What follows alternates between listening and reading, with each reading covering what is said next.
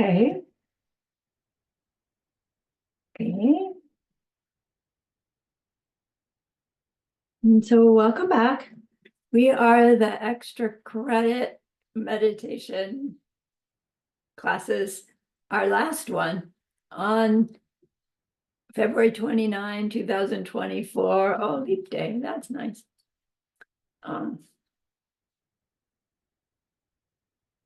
People have been asking about the dates for ACI 4, and I'll share them here, and I will email you the material and the Zoom link very soon. So we'll start March 17 in this same time frame. We'll be off April 14, 18, and 21 for the Lumrim, and then back again April 25 and finish May 9. Okay, good. So let's gather our minds here as we usually do. Please bring your attention to your breath until you hear from me again.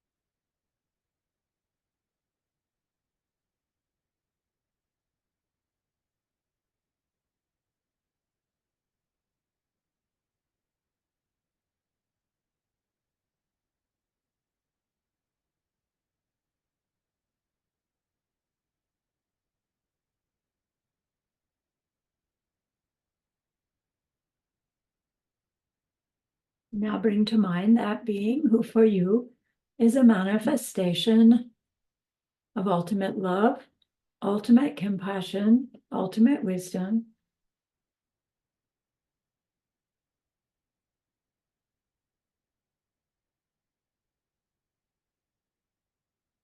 And see them there with you. They are gazing at you with their unconditional love for you, smiling at you with their holy great compassion, their wisdom radiating from them, that beautiful golden glow encompassing you in its light.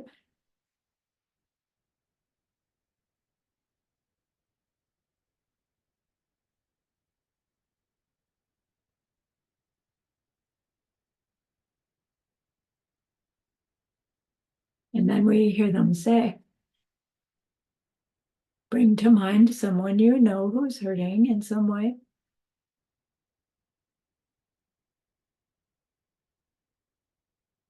Think about how much you would like to be able to help them.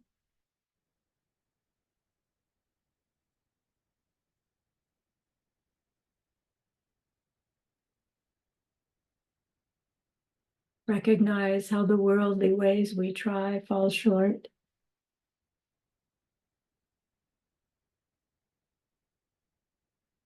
How wonderful it will be when we can also help them in that deep and ultimate way. A way through which they will go on to stop their distress forever.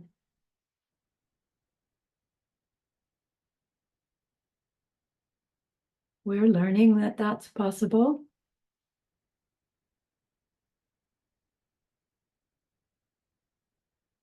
And so I invite you to grow that wish into a longing.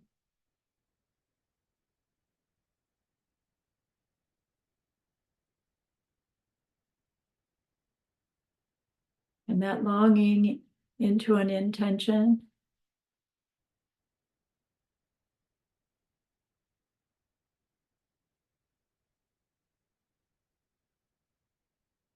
And with that intention, turn your mind back to that precious holy being.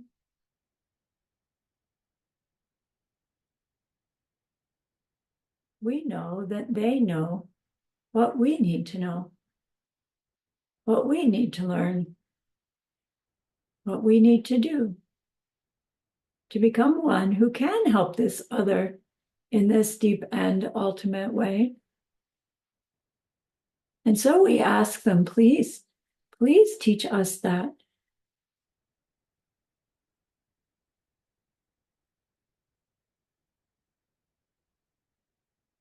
And they're so happy that we've asked. Of course, they agree. Our gratitude arises. We want to offer them something exquisite. And so we think of the perfect world they are teaching us how to create. We imagine we can hold it in our hands, and we offer it to them, following it with our promise to practice what they teach us, using our refuge prayer. Here is the great earth, filled with fragrant incense and covered with the blanket of flowers. The great mountain, 4 lands, wearing the jewel of the sun and the moon. In my mind, I make them the paradise of a Buddha and offer it all to you. By this deed, may every living being experience the pure world.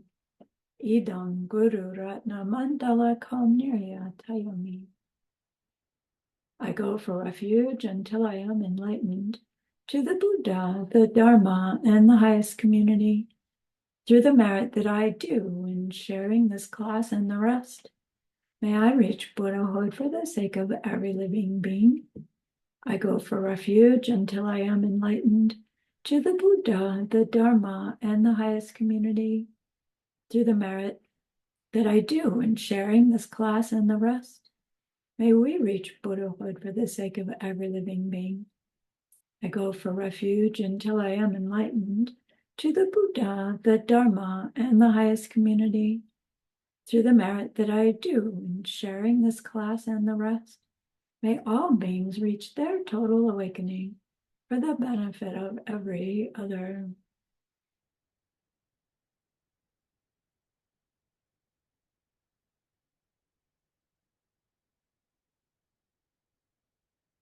Mm.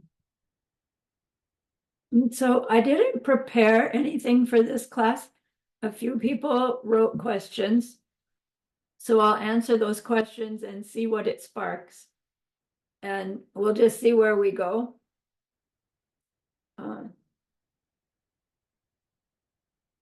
So someone had explained that they're working on their fixation.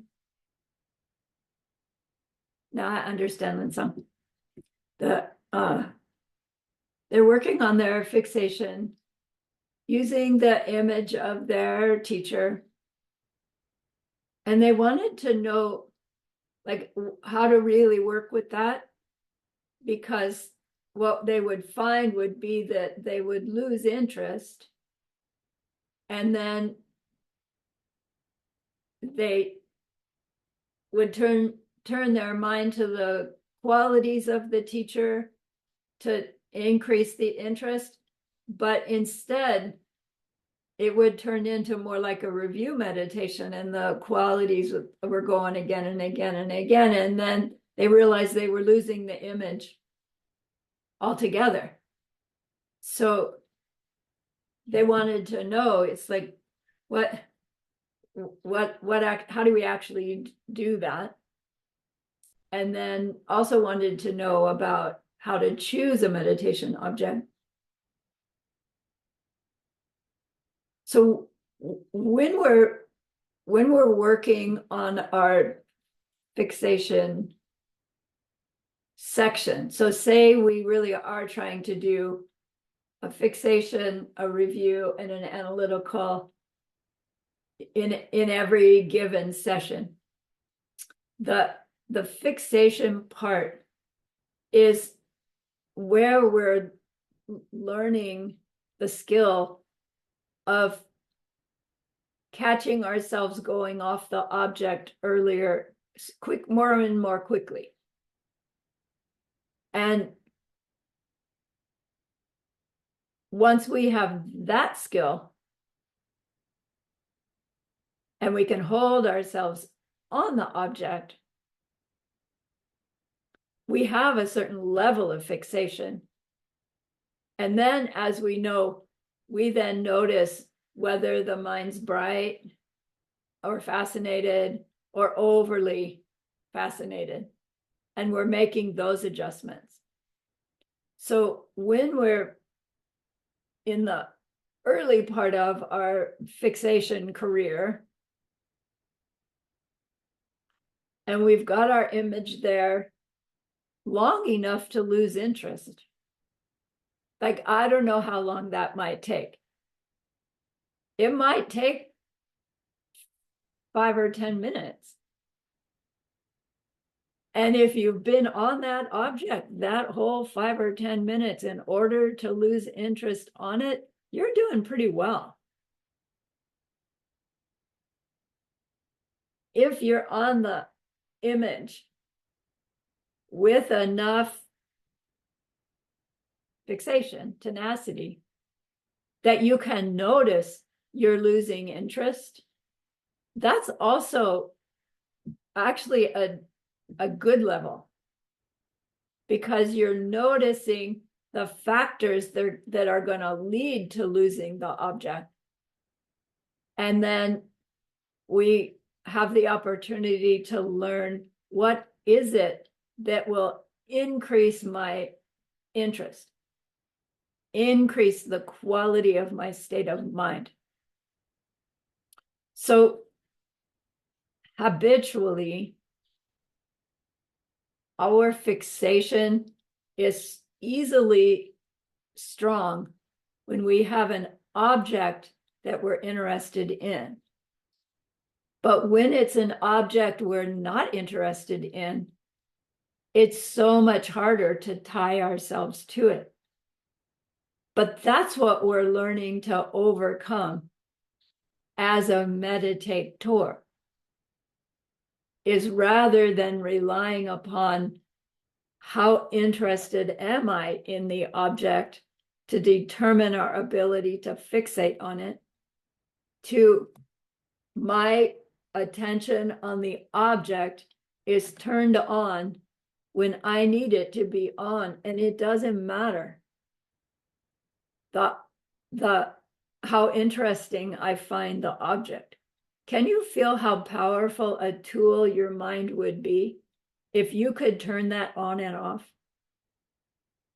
Like, just that ability to park on an object that you have no interest in, but need to do so for some reason. You'll be able to know things about that object, right?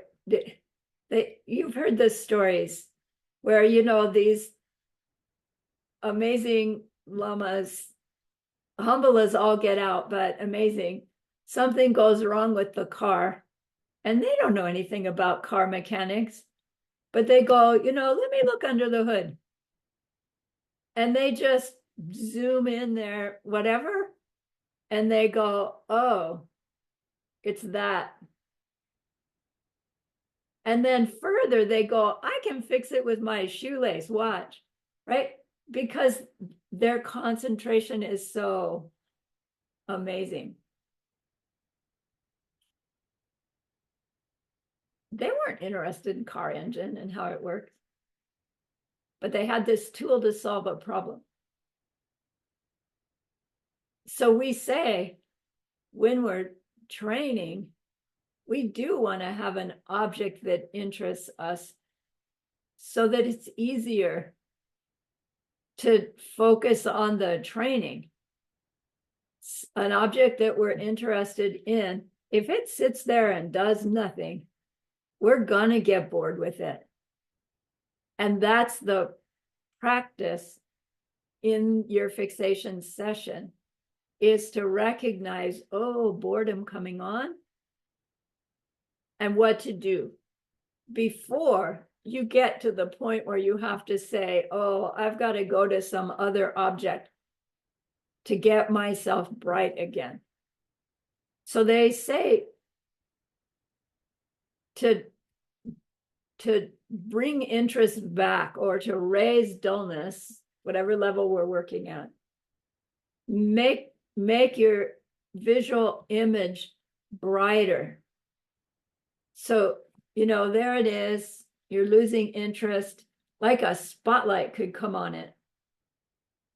And your mind will go, whoa. It'll wake back up. Hopefully that's enough to overcome that sense of losing interest. Because the losing interest, my guess, is a dull state of mind coming on because you've been on the object long enough to recognize, oh my gosh, dullness there. So that's actually level 4 and higher, perhaps. Unless the losing interest means, no, I'm actually thinking about something entirely different. Like the image is gone.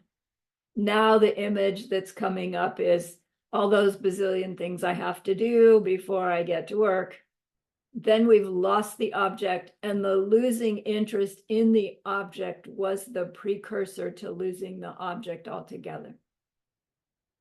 So when we're first starting, we don't notice the losing the object leading to off the object. We just go, oops, off the object. And we pull it back and we try again. And as we become more on the object longer and more having this watcher's state of mind that's actually being developed during Session, but once we have some of it, we use it to help our Drumpa. Do you see they come together? So if we're saying, okay, fixation, I'm doing 5 minutes of fixation. Bless. You want to hold the object and not try not to go off in order to get back on. But whatever is necessary to increase the interest when the interest wanes and decrease the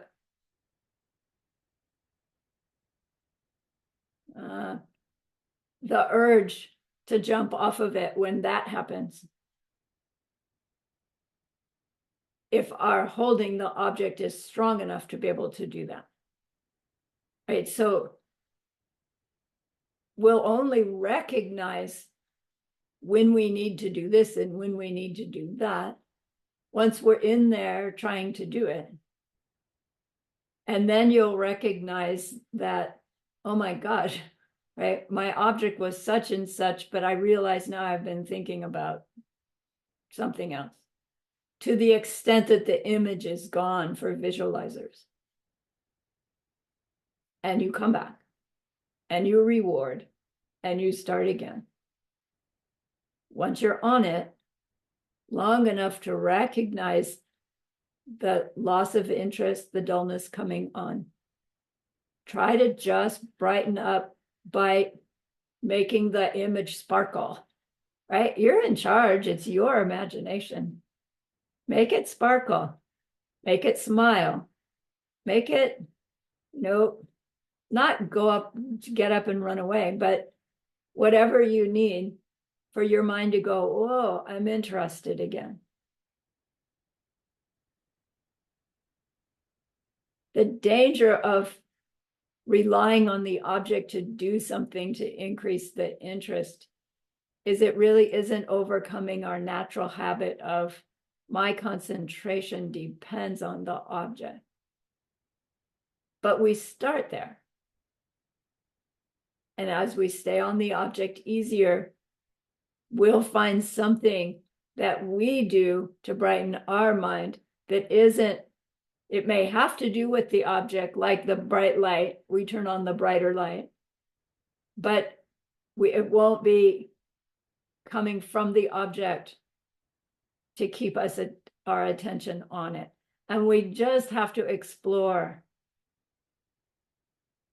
those experiences in your sessions from day to day in order to recognize when it's happening. And then once you do, it's like, oh, that's what she's talking about. That's not so hard, because it really isn't any new skill than we've already used in the course of human life, adjusting our interest on things, waking up when we're sleepy. We know how to do these. We just haven't ever taken them into our own, when to turn them on and when to turn them off.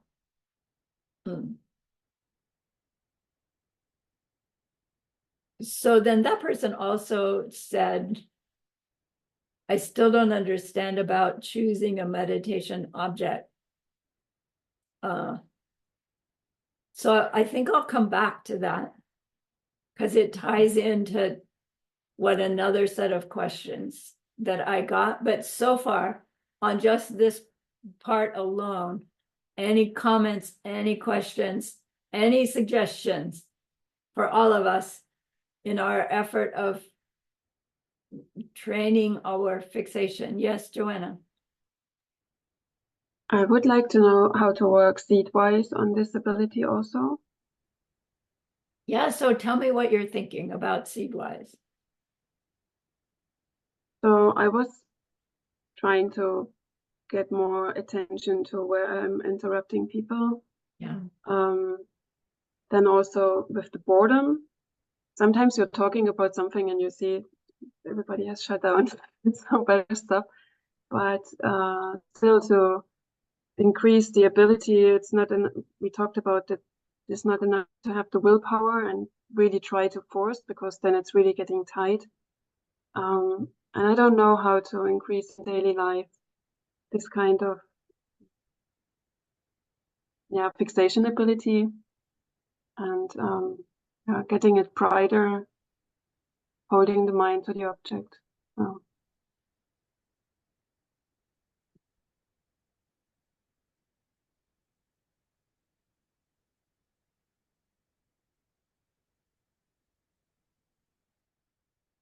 I guess I would suggest that we think about using our rejoicing practice to add to the seeds that we already have for being able to concentrate, undull, right? Concentrate uninterruptedly. That's the fixation, where we've already facilitated others to do that. And then recognize how we can add to those seeds by not interrupting, in any little way. And so the rejoicing would be, any movie that you've gone to see while you're in the theater. Okay. Have you stayed quiet? Or are you the one whispering to your friend, And if there's been, I'm the one whispering, then okay, we've got something to 4 powers. But think of all the other movies or times in a movie where, no, you've been so focused. You've been so focused, you're not even aware whether other people are focused or not. But probably they are, right? If it's a hushed movie theater, wow, there's 100 people or 10, whatever it is, that are single pointed focus on this movie. Yay. My seeds for that. In a meeting, people paying attention. I paid attention to that person's topic. Yay.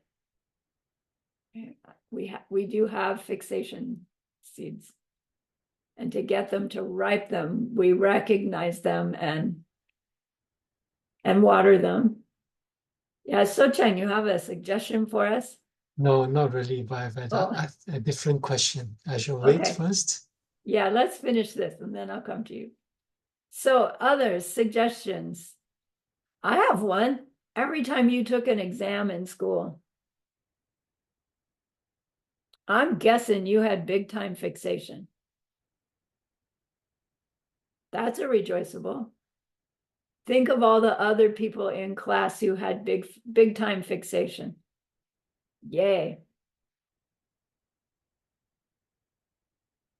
What else requires fixation? Training in that new skill, right? Anybody ever a team sport player? It took the whole team's fixation to get good at playing. Anybody playing a band? It takes the whole band's fixation on the music to play that whole piece, right? Rejoiceable.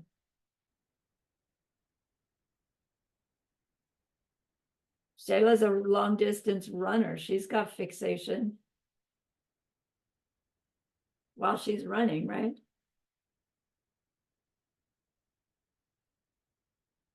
So what else? What else can we do off cushion, and can we rejoice off cushion to increase everyone's fixation?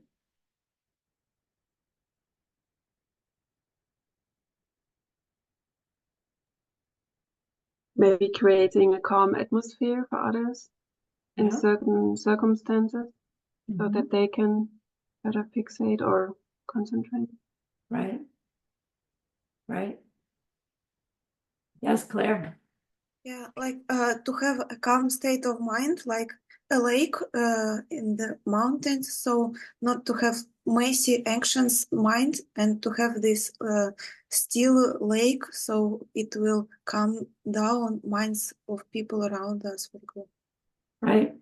Right. To intentionally be calm and still around others to help them. Nice.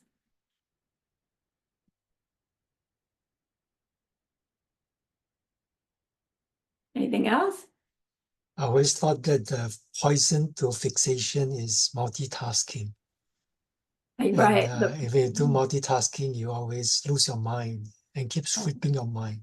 Right. So if you talk to someone, I think just to put all your attention on someone's conversation and try to be happy about being able to fix the mind on just that conversation will be helpful.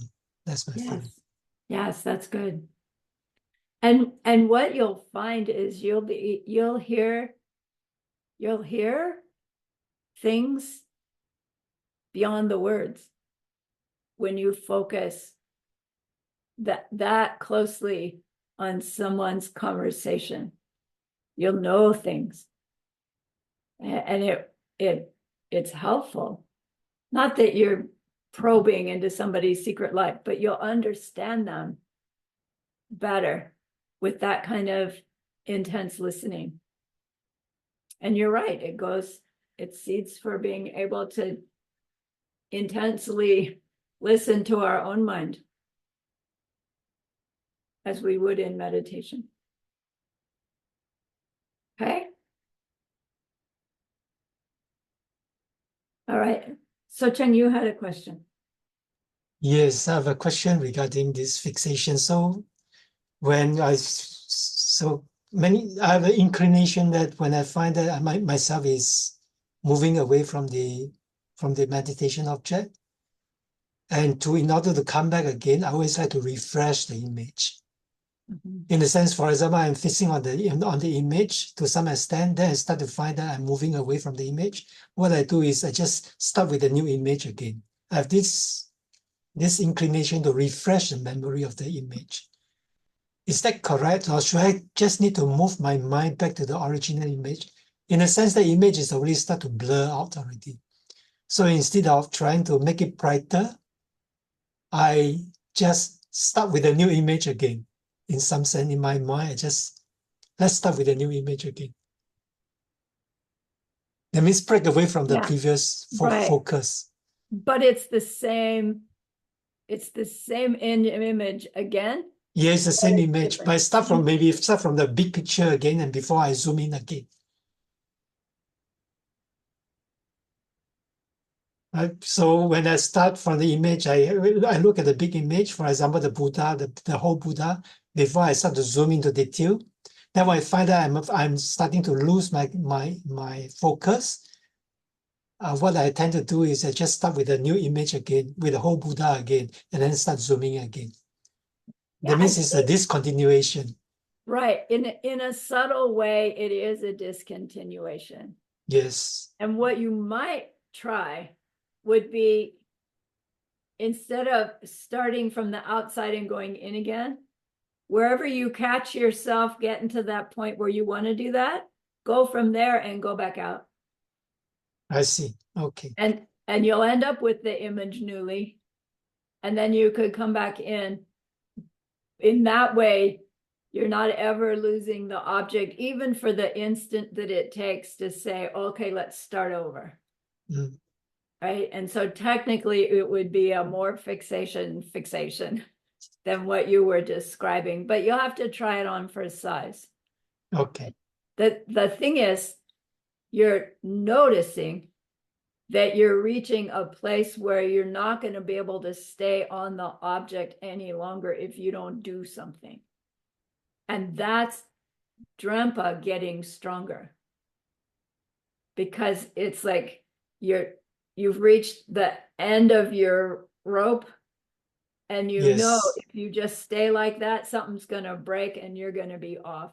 And to be able to notice that is a really big step forward Okay. in this sequence of being able to stay fixated on the object. So fixated on the object does not mean that the object is absolutely rigid, still, doesn't do anything. Now, when we're thinking my object is an image of the Buddha, images of Buddhas don't do anything. But what we're doing is like watching that image in anticipation of it doing something. And now the state of mind is like, if I dull out or if I look away, that's when they're going to smile at me. That's when they're going to blink. That's when they're going to, hand me a diamond. Like if I have this sense of anticipation while I'm parked on this image, that brightness will hold me on it. Now, over time, they never do anything. Doggone, right? We can't keep fooling ourselves like that. But you know what? They're gonna do something. They are. I see. So, whoa. And with that state of mind, you're less likely to even get to the point where, whoa, I'm gonna lose it. It's the adjustment of our quality of attention. And that's that intensity that we're not really even working on until we get to level 4. But if you're on the object long enough to recognize, oh man, I need to refresh it or I'm gonna lose it. You're on the object long enough to notice a little dullness, a little agitation. Right? So it's not so much that you don't work at all with dullness, agitation until your fixation on the object is, on your command. When we're on it long enough to notice I'm losing interest, then we work with the losing interest.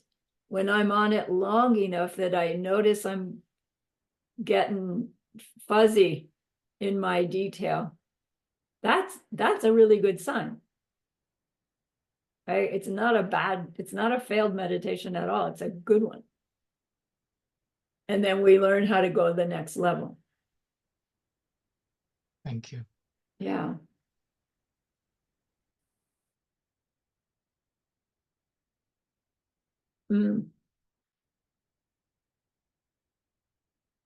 Okay, Linton, can I finish the questions I got from email and then come back to that, right? Because I really do want to talk about that. You're right, I didn't finish last time.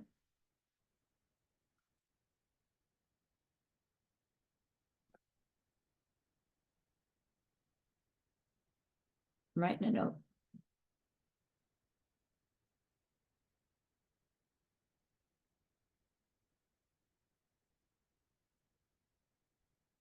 Okay, so someone asked, when Geshe Michael says we need to be able to meditate for 60 minutes in order to have the meditating power to sustain 20 minutes in the direct perception of emptiness for when the time comes. And they wanted to know, when does the clock start ticking on the 60 minutes? And what happens during that 60 minutes? Is that all 60 minutes of fixation or review or analysis, or what, what's that really like? So technically, the 60 minutes timer doesn't start until we finish our preliminaries.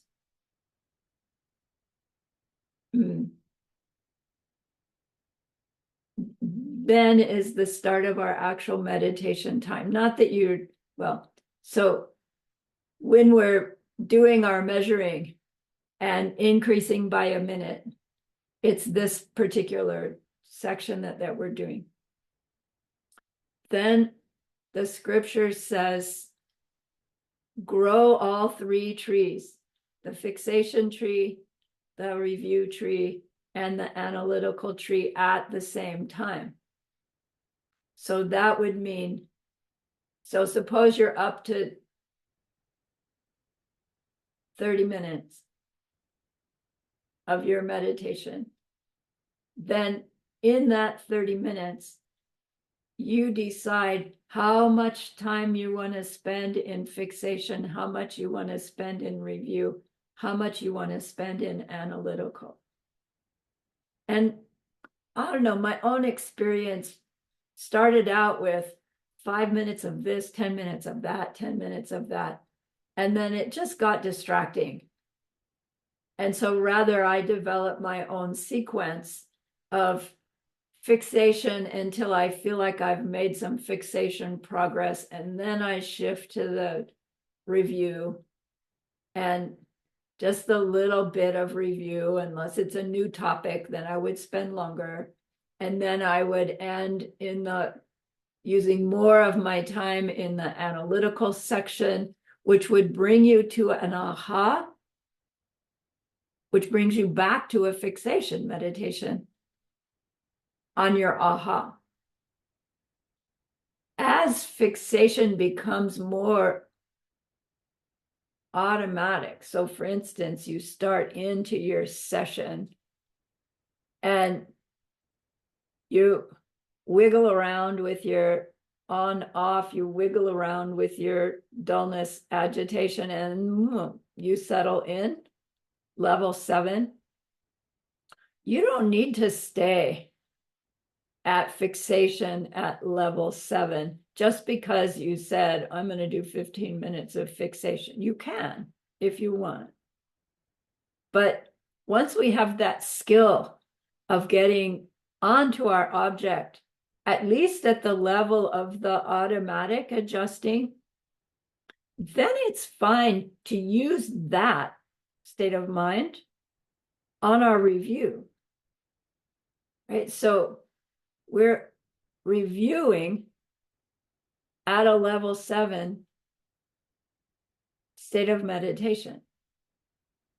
We can't do that until we can reach level 7 on in a fixation meditation. But once we can, we'll hold that level 7 as we recite the source of all my good, or whatever it is that we're reviewing, those 9 principles of a death meditation. It's a very active, thinking, wordy session, part of your session.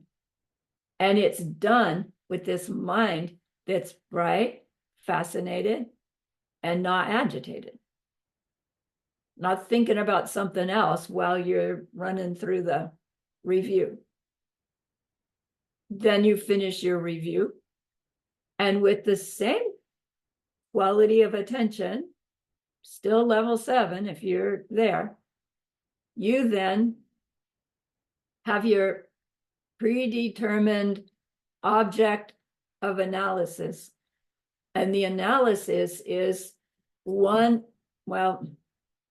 it is you're trying to work out, using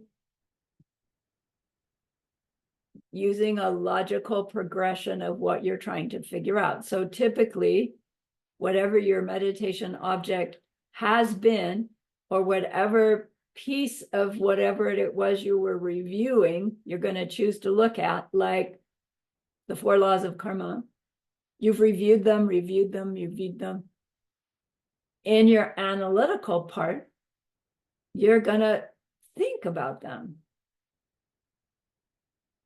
How is it that the laws of karma are empty of self-nature and they still act the same way for everybody?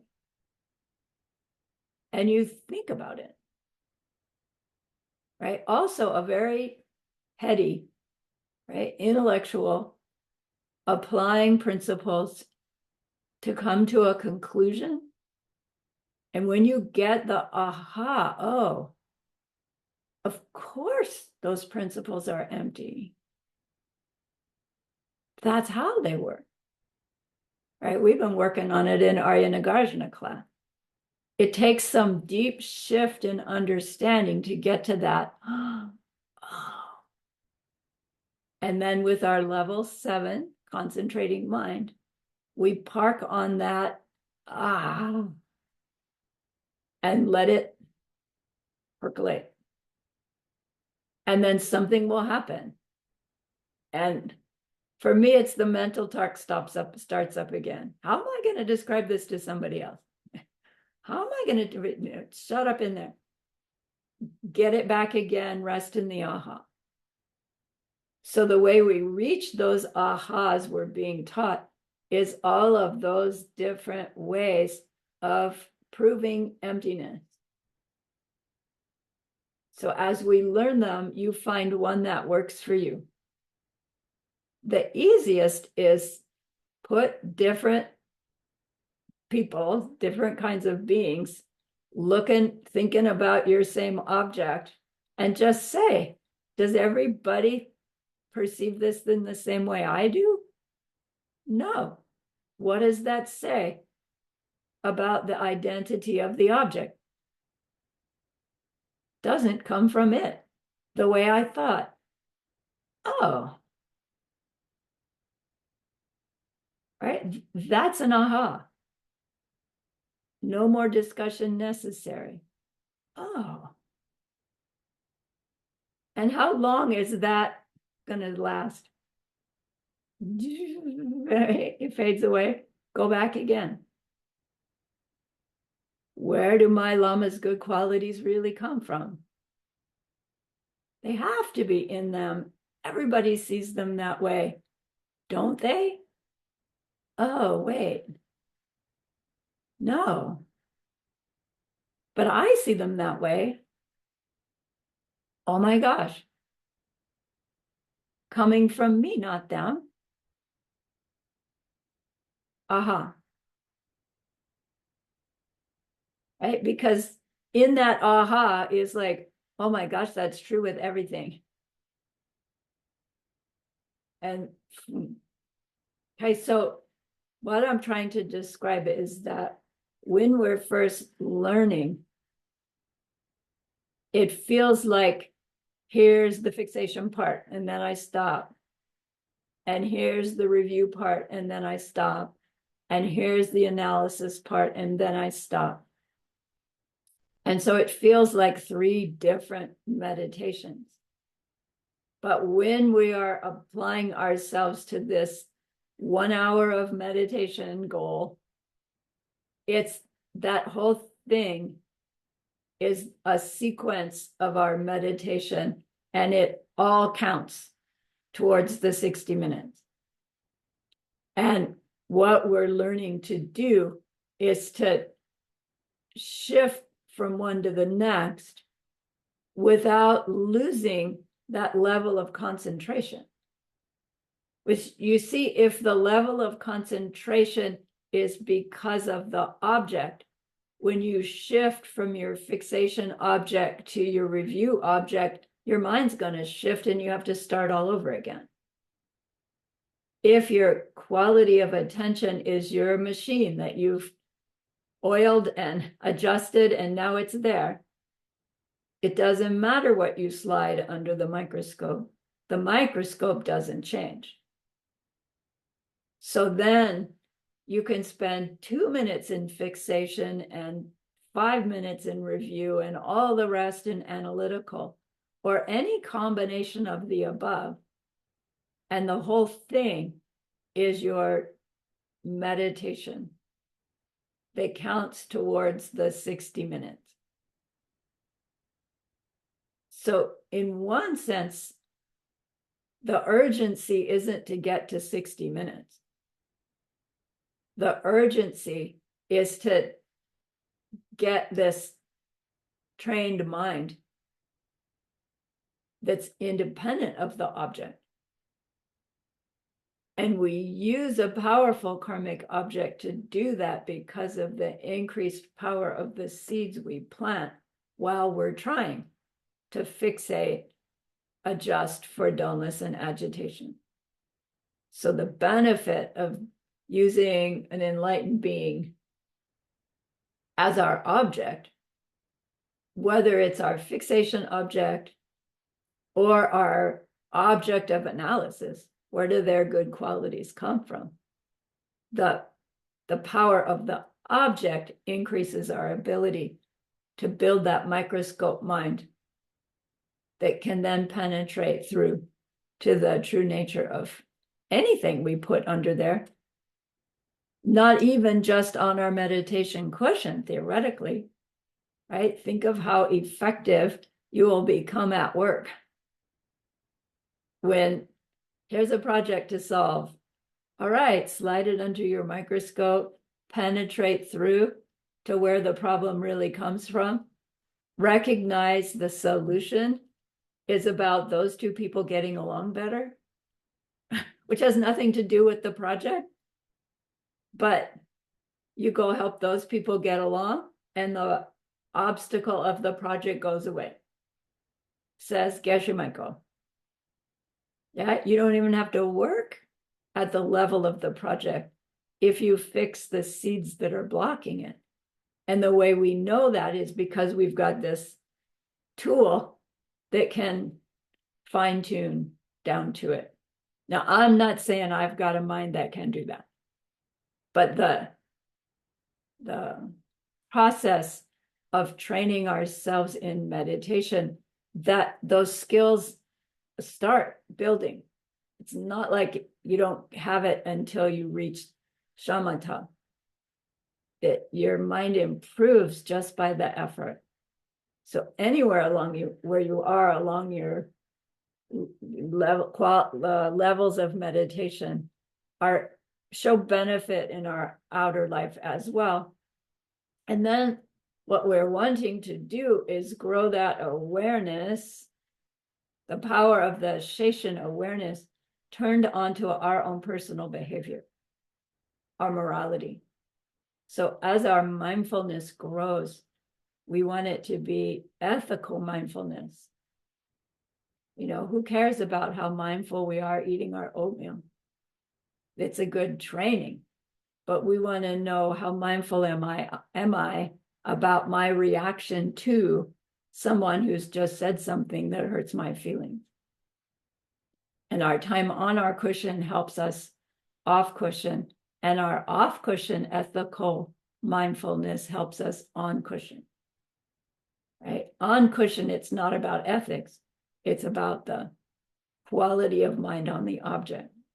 Off the cushion, it's not so much the quality of mind on the object, it's the quality of mind on our next thing out of our mouth.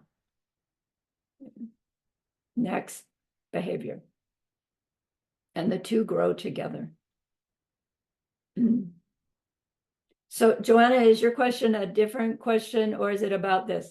Okay, hang on 1 minute. I want to finish this string of thought of the person who asked about the what 60-minute involves. They also asked, in the scripture, it said at the setting up our conditions for meditation, we visualize the two lineage of lamas, you know, and if you've seen that Tonka, there's like hundreds of, you know, little guys in this image. And like, if you can do that, great. You know, whatever number you've got there, what happens to them at the, after you're, like when you start into your 7 limb prayer? Do they all just disappear or what? Because then we see we're focusing on our own teacher, which, you know, was probably in there somewhere. And then, oh, here now they're at the foreground. You can let all the rest of those, like, not fade away, but go back into the background, right? Like your camera, you had the great big wide lens, and then you shorten the focal length or maybe lengthen it, I forget. And then you're zeroing in, you're zooming in. So now the background's all blurred out. You can just think of it that way. You're zooming in onto one of them. Or there are other instructions where you take a stage where, and you just see all of them melt into light and melt into your own teacher. And that's useful because then as you're holding your image of your teacher, you're also holding the image of all the teachers, all the lineages. And that's a great seed for the future. But for beginners, that's too much. No, so in someone who hadn't been studying, you know, the Dharma to the extent that you guys have, you wouldn't say, look, visualize all these guys and then roll them into one, and right, because it's just too much for Westerners. It would be like, that's too weird. So you can just let them fade into the back. And then there are also these cultural or ritual instructions where after you have the Lama in front of you and you've made your offering and done your refuge, and really even with doing your 7 limb prayers there in front of you, and then before you start your actual meditation, you see them raise up and shrink down and turn, and they come and sit on the crown of your head. So some of us have learned that meditation practice as well. And then we're imagining their blessings are pouring into us during our meditation. And then with our meditation, we just forget them, right? Because we've got something else in our mind, but they're there doing that because we set it up already. So again, that's one way when we understand a little bit about the power of the mental seeds we make by doing that, it's a beautiful and useful practice. But for a new Westerner, that might be, right, too odd, too weird. So it isn't necessary. So the teacher that we have in front of us, again, scripturally, they say, imagine that they're a little bit higher than you. So you're looking up at them. They're gazing down at you, right, with this love. and too high, and we don't feel connected. Straight on, knee to knee, and our own mind has the habit of thinking we're equal. So they say enough higher than you that you have this, you can hold this sense of admiration and aspiration, but not so high that they're out of contact, out of reach. But then Geshe Michael says, no, put them knee to knee. Put them right there, right? Hold their hand. Have them be that close to you. And there's a beauty in that as well. It keeps us deeply engaged. But for others, it's like, no, no, no, no, no, no, no, no, no, right? I can't be that close. And until someday, it's like, oh no, I'm ready to be that close. And we can try it on for size later on. So it isn't really you have to do it this way or that way. Whatever helps you feel the most connected to them, if they're a living person that you get to see from time to time, or if they're not appearing in the flesh and you've got this visualized image ideal, wherever you feel like you have the most personal connection that doesn't threaten you, but also doesn't feel like you're praying to somebody out of reach, who's far away, right? We want them close by. So explore. See what feels the best. And then stay with that for a while. And then that person asked, so how do we keep contact with our holy being during the course of our regular day, when we're so distracted with life and things? Where do we leave them? Where are they? Do they go back to heaven and so they're out of reach again while I'm at work? Or how do I stay connected? So at the end of our sessions, we always, offer our goodness, see them accepted and blessed, and they carry it with them right back into our hearts. So we have this holy being inside that holy of holies in the middle of our chest. It's not in your heart organ. It's in that space in the middle of your chest. And inside there, they're full size. From the outside looking in, they're the size of a head of a pin. And they're inside your heart and they're outside and everywhere else at the same time. But the one inside your heart is the one you have access to at any time you need.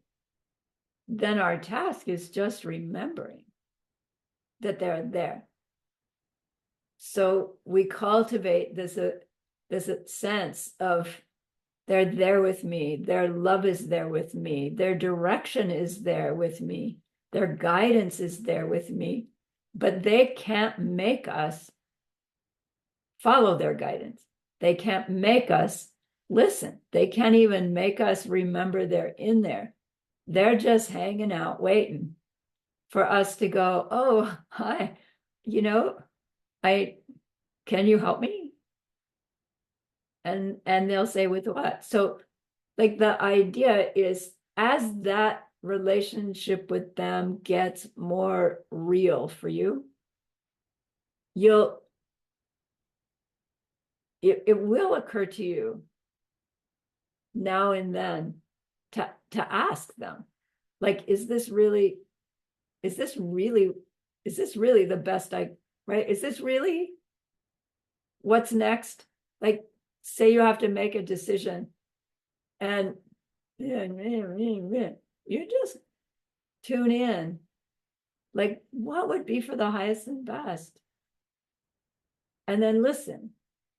And you maybe won't get words, maybe you will, but you'll get a sense And that sense, our automatic reaction to that sense, for me, it was so often, nah, right? And it's like, ugh.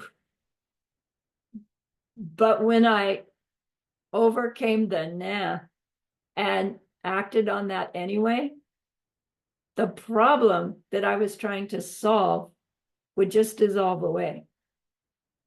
Right? It usually required a willingness to step into that which I was avoiding, that I asked about. And when I get this confirmation of do it, willingness to do it, knock on wood, I almost never had to. Because something about that surrendering to their guidance was enough to shift the seeds of the whole conflict, the whole problem to begin with.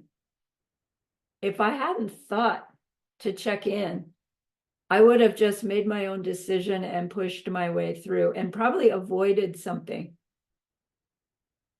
that would then stay in there and have to come out in some bigger way. So it's the tuning in. And we learn in the monastic training, they say the young monk is only allowed to brush their teeth and go to the bathroom without asking their Lama first. Everything else, they go to their house Lama and say, what next? And they get direction. And it seems like, well, how is the kid ever going to grow up to make their own decisions? But what they're actually learning to do is to tune into wisdom.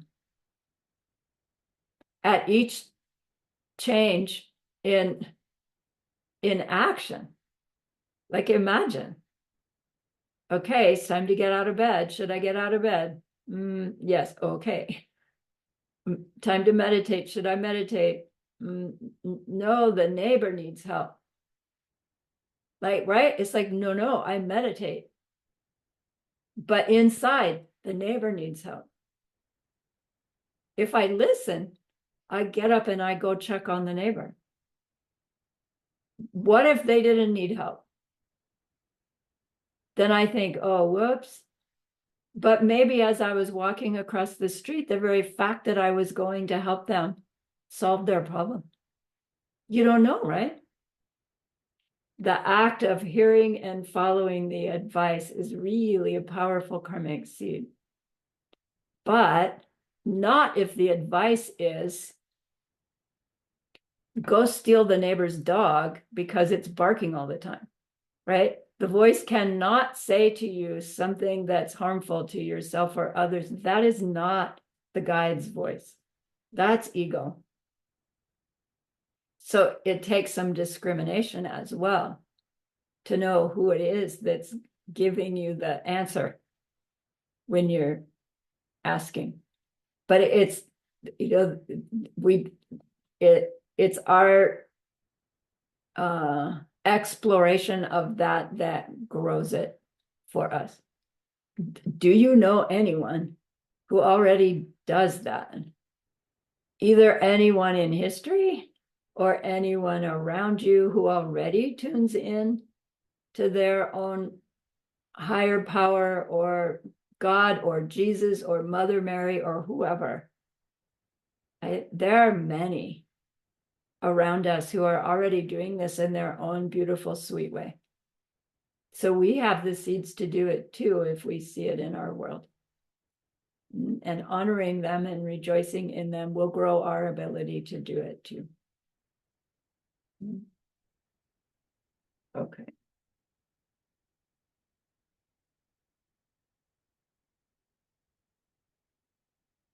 Okay. I think I've addressed those. Let's take our break and then we'll come to Joanna's question, okay? I will pause the recording. Pause. Oh, pause. Stay there. Okay, yes, Joanna. So my question was about this, what you explained first from the 3 questions of the other person with the 60 minutes, that we have to grow all the 3 abilities. And since you explained it in class, I found it's a really helpful thing to do. Before that, I was only doing either a review or an analysis. So now to split it to all the three parts is really helpful, and yet very, very challenging to me because I distract myself much more that way. And there's two parts of my question. The first one is with the review. So sometimes I think I try to think about, for example, the source of all my good one verse, and I try to get deeper into the questions. So how do I live that? How do I understand that? And then I hit some wall and I can't get deeper. And then from that point on, I don't know, I'm circling in my mind. It's always the same thoughts that I have. Then I kind of get impatient. Then I think I should go back to the text. I should get back to the class, try to learn more. So it's not really the review anymore. I'm not kind of getting more deeper insights. I kind of get stuck there. Okay. And from that on, it's getting just not the feeling that there's any review meditation going on anymore. Right. Right. Um, So the purpose of the review is to learn it. It's to learn the sequence or learn the 9 steps of death meditation, or to learn the 13 steps of the cause and effect, exchanging self and others, bodhicitta. You're learning it so that you would know the steps even if you started in the middle or at the beginning or from the back. So really it's going through it again and again with just catching the moving from one verse to another, how they're connected, but not really analyzing. Stopping to analyze during your review makes your review an analytical meditation. All right, so to review is just deep, deep, deep, deep, deep, deep, deep, deep, deep, deep, deep, right? It's pretty dry, which is why I would do that at the beginning of my session and get it out of the way. I don't actually do reviews anymore, I admit. Because, well, anyway, so just make your review more dry. And then do your analysis of that first verse. And then you just chew on it and think of it and misunderstand it and misunderstand a little more. And you don't have to come to okay, I've got it.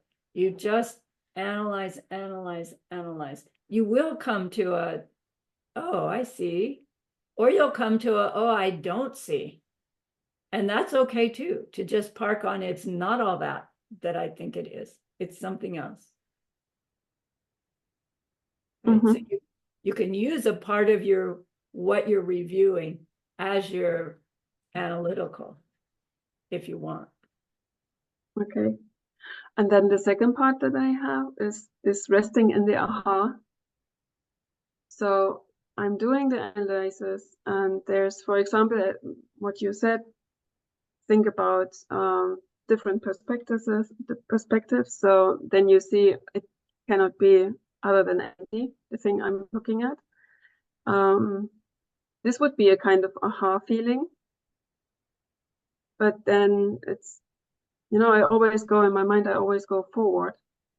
I'm not resting enough. It's like, okay, so then of course, then I have to think about the dependent origination. How did it come to be like that from my side? Right. And then there is some aha, yeah. But I'm not resting. So somehow my mind always wants to go further. Is there anything you can advise? Shut up in there. My mantra, Om, shut up in there, Ahum.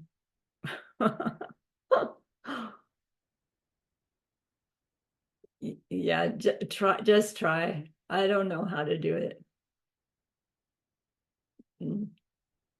Because it's a feeling, right? It's just a feeling.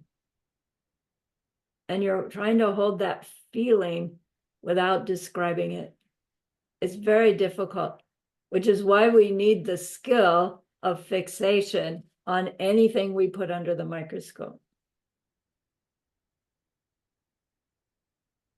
But it would be part of the analytical meditation part to go from one aha, Yes, rest there, and then go further to the next yes. step of analysis, and then try to, okay, so Okay. it's not one aha and then get out.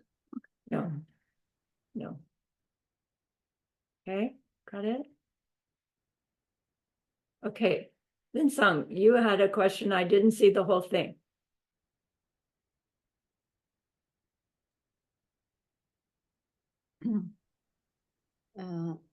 Lama Sarahni, actually, this is related to the last class that you, I think I watched the video and you were mentioning that we could actually use the meditation as a way to kind of like get to the antidote, kind of like convince ourselves on the antidote of our afflictions. Right. So, so through the last event that I attended, I mean, normal days, you know, things are okay, sleep well, and then don't have all those anxiety and fear coming up. But in the situation whereby having to live with like, 20 people in the same room, all these problems all come up.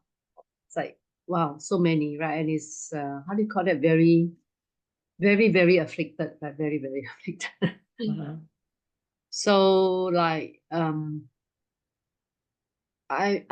don't think I get to the exact affliction. It's just the symptom manifests in like you feel a lot of anxiety living in a big group, and maybe even fear also coming up.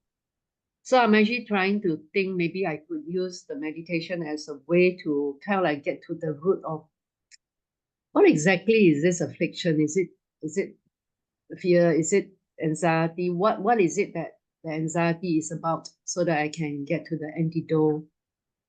So asking for advice. Okay. Like how can I use this affliction as a meditation object and get to the root of the problem? Because I think it's recurring. It's recurring when I'm in a big group, that this seems to be coming up very frequently. Right. Yeah. Good.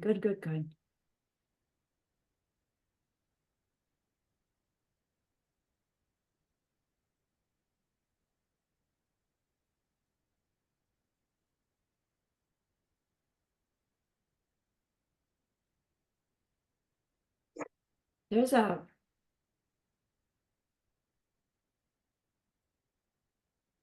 a practice called the four close recollections.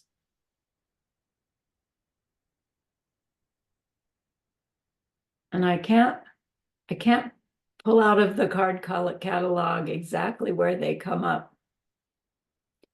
But it's a practice where we are closely recollecting our physical body, closely recollecting our feeling, meaning up, down, neutral, closely recollecting our mind, meaning our consciousnesses.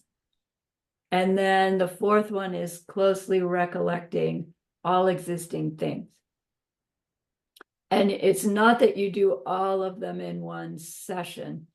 You work on the close recollection of body for some period of time until your relationship with your physical body shifts, right? Because your understanding of its actual identity, its actual existence becomes more clear. And then you do the same with feelings and awareness. And so I'm just pulling that up because it speaks to using as our meditation object our physical body.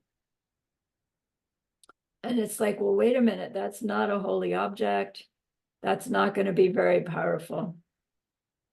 But when our motivation for doing the meditation is our bodhicitta,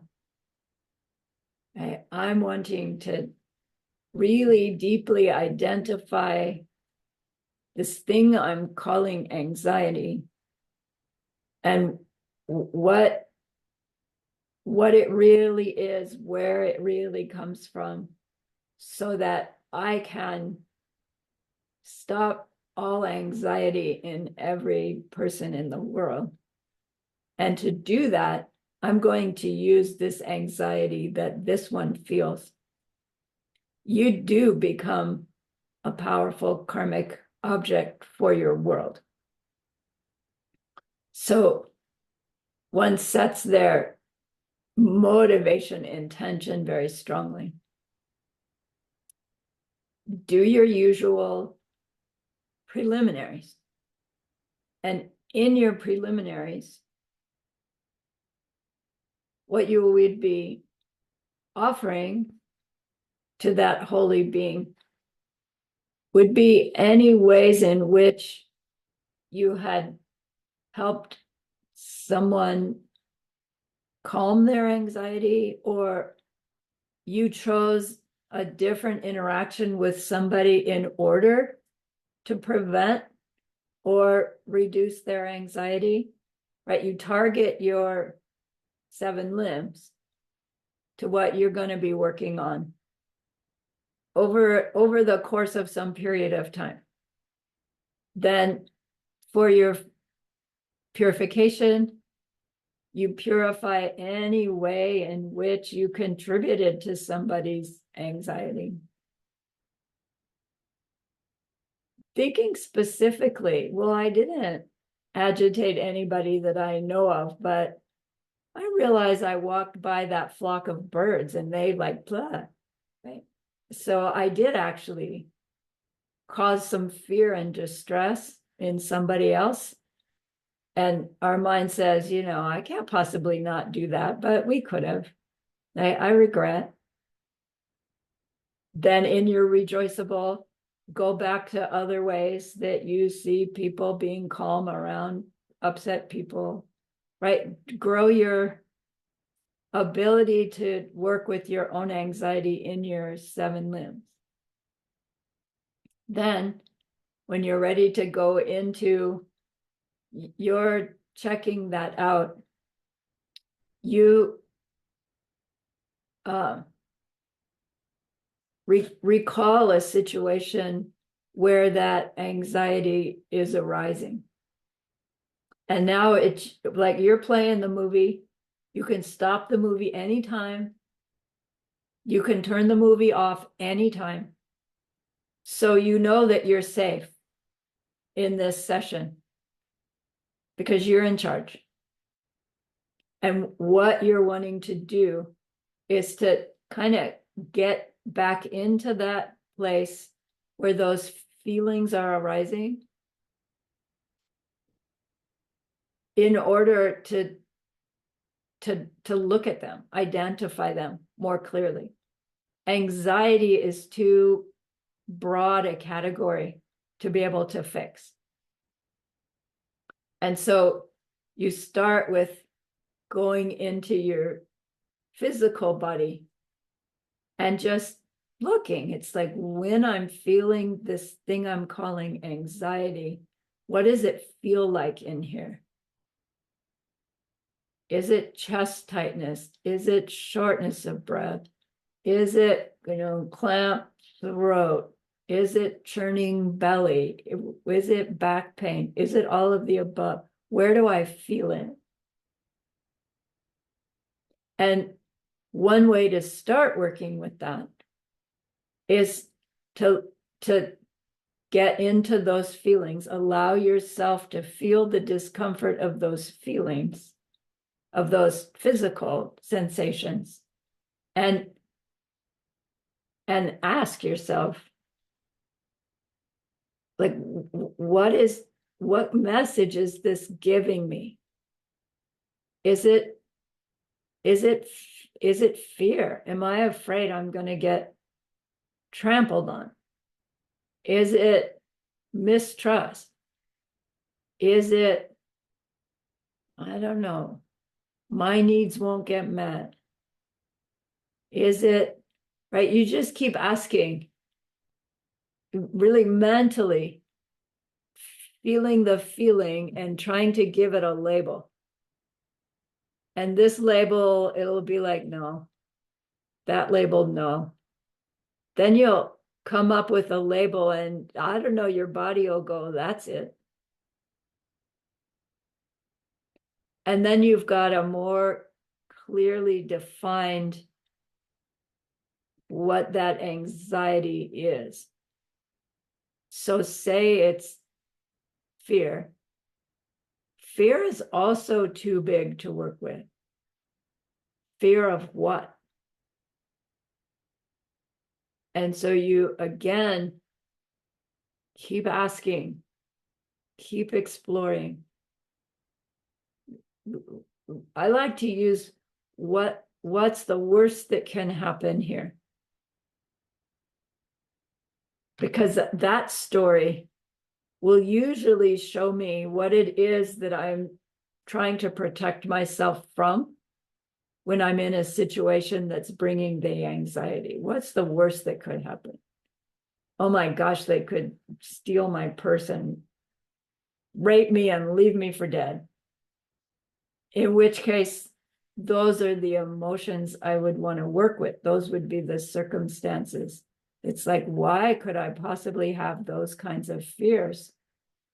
Understanding karma and emptiness, it happens in my world. Why does it happen in my world and I know about it? Where is that coming from? Have I ever done it in this life? No way. Would I ever do it in this life? Good God, I don't think so. So why is it coming up now? Some past life awfulness that I really regret. And I for sure won't do in any way here. And probably there are other people that are equally concerned. And so I myself want to like radiate a safety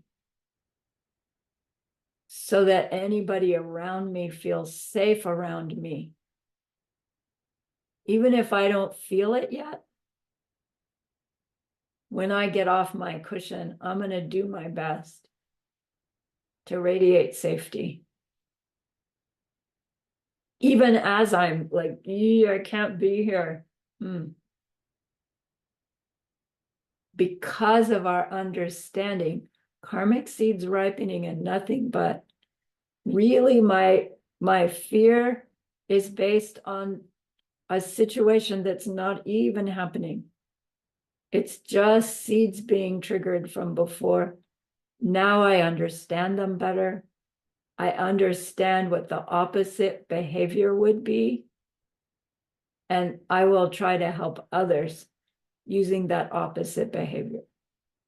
But it all starts with letting ourselves feel it and then analyze it. Analyze by way of checking it out. Ask, question, feel the different feelings as we try on different answers to the questions. And I think you'll come to see that how anxiety's got different parts to it. About our own safety, others' behaviors towards us, our expectations of others. There'll be lots of pieces. And you'll find the one that, that answers it all. And when you get that, you'll be able to work with it by way of applying the opposite. Not the opposite to how you feel at the moment, but the opposite to the seeds that made how you feel at the moment. Does that make sense?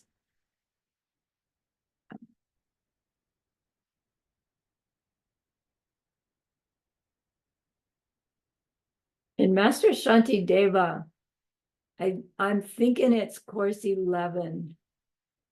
There was a teaching about how when you overcome all pride, the result is you become completely independent, not meaning self-existent. When you overcome all stinginess, you become abundant beyond belief. Right, how these opposites work.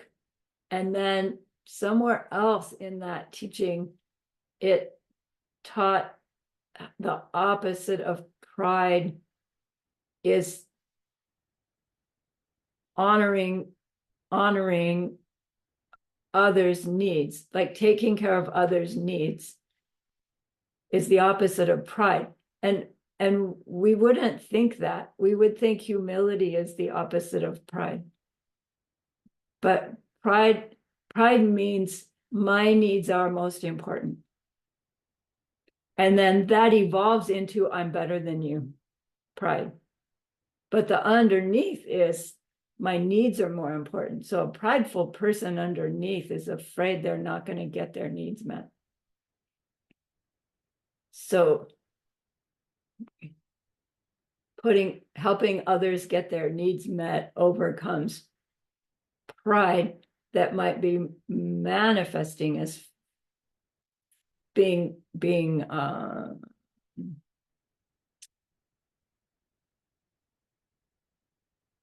the fear of getting our needs met is arising when we're in a big crowd, and we don't push our way to the front, and you don't know for sure that you're going to get to the bathroom in time, right, all those things.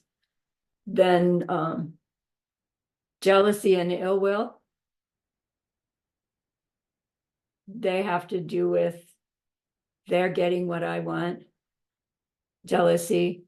And then ill will is somebody's not getting what they want, and we're happy about it. And curiously, the antidote to jealousy and ill will is to imagine those beings to whom we are jealous or ill-willing, we imagine them as somehow higher than us, and we make offerings to them. Like, to offer to the beings that we're jealous of and ill will of is what overcomes jealousy and ill will. That we just don't think of that. And what's the difference between giving something to someone and honoring someone, offering to someone? It's just the attitude with which we are doing it. We give to someone who's below us or equal to us, but we offer to someone who we admire and see as someone higher than us, which is why offering to someone we're jealous of is almost impossible, because we're jealous of them, right? We want to put them below us. But instead whoa, you're a holy being here teaching me, giving me an opportunity to overcome my own jealousy, right? Cup of coffee for you. Same as giving, same thing, but our own attitude is different. Like, I'm talking to myself more than you. The anger and fear go together. The blame factor, they're doing that to me.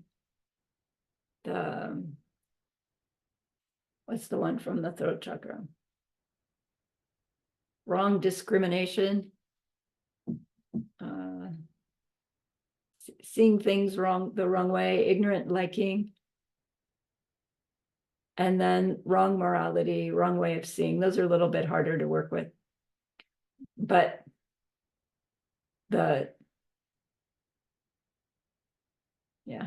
I think that gives you something to go on, does it? Yes, thank you. Yeah.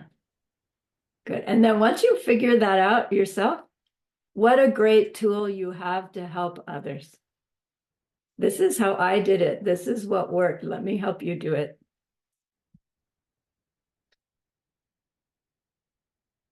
Good. Nice. Thanks for that question. It's really helpful. Thank you. Thank you. Anything else?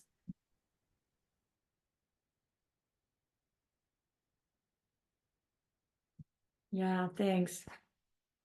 You know, Roxana, everyone knows Roxana from Mexico. She's in the morning group. And she said, you know, can we do a retreat together where we just explore these 7 levels and put together a personal practice? You know, can't we? And it's like, yeah, sure. You put it together. And a week later, she came back to me and says, I have a place in Mexico City. When can we do it? So I don't know, but we're cooking the idea of doing a group meditation where we try to explore these 7 levels and what they feel like. And I don't know how I'd pull it off or not, but stay tuned, right? I'll let you know if it's actually going to happen. Okay. So remember that person we wanted to be able to help? We have learned a lot. We are learning a lot. And everything we learn so that we can help those others in that deep and ultimate way. And that's extraordinary. So even if you think you're not learning anything, be happy with yourself because you are learning. And I promise you it will all come together. And so think of this goodness like a beautiful glowing gemstone that you can hold in your hands. Recall your own precious holy guides. See how happy they are with you. Feel your gratitude to them, your reliance upon them. Ask them to please stay close, to continue to guide you and help you and inspire you. And then offer them this gemstone of goodness. See them accept it and bless it. And they carry it with them right back into your heart. See them there, feel them there. That love, that compassion, that wisdom. It feels so good, we want to keep it forever. And so we know to share it by the power of the goodness that we've just done. May all beings complete the collection of merit and wisdom, and thus gain the 2 ultimate bodies that merit and wisdom make. So use those 3 long exhales to share this goodness with that one person.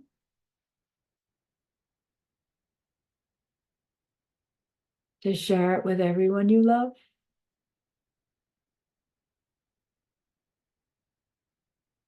To share it with every being you've ever heard of.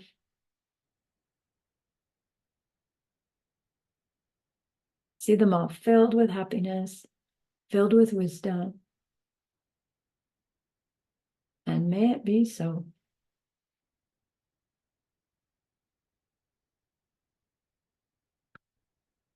All right. Thank you, my dears. Thanks for all your hard work.